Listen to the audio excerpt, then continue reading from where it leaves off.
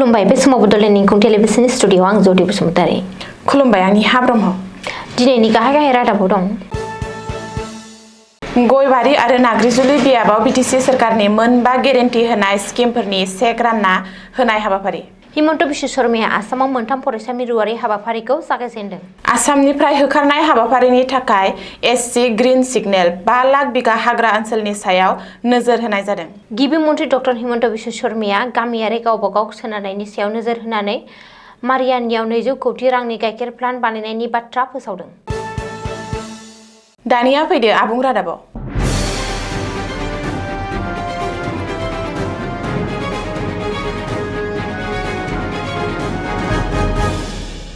तामुलपुर जिल्लानि गयबारि आरो नाग्रिजुलि BTC बियाबाव BTC सोरखारनि मोनबा गेरेन्टि होनाय समायखिराखौ मावफुंनाय खोथा होनाय रादायखौ नेमखान्थि बायदियै दिनै बेखेवनाय जादों।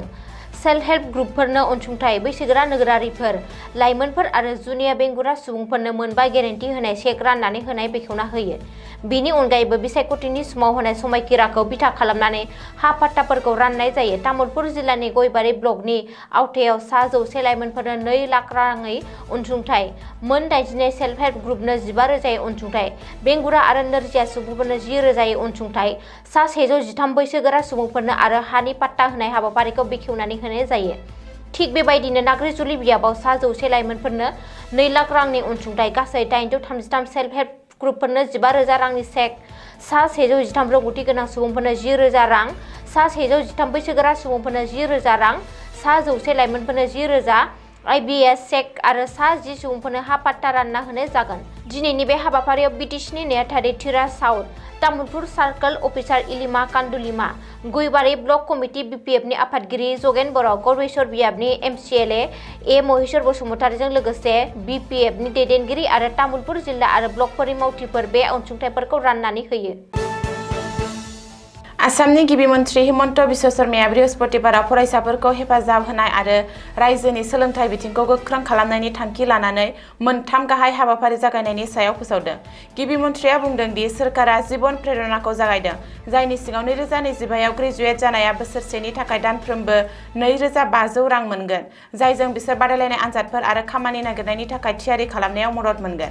लोगोसे गिबि मन्थ्रिया PhD फरायसंगिरिफोरनि थाखाय 25,000 रां आरो बेंगुरा फरायसंगिरिफोरनि थाखाय 40,000 रांनि मोनसे खेबारि रांखान्थियारि हेफाजाबखौबो फोसावदों। बेनि अनगायैबो लाइमोनफोरनि गेजेराव बिरोंदामिनारि रोंगौथिखौ बांहोनो थाखाय दारिमिनारि फोरोंथाय फसंथान, इन्डास्ट्रियेल ट्रेनिं इनस्टिट्युटफोराव दारिमिनारि 4थि टेक्न'लजि सेन्टार गायसननाय जागोन होननानै बुंदों। मख'नो गोनांदि हौवा फरायसाफोरखौ हेफाजाब होनायनि सायाव नोजोर होनानै गिबि मन्थ्रिया बुंदों दि आसामनि हौवा फरायसाफोरनाव दा रंजानो थाखाय थोजासे जाहोन दं।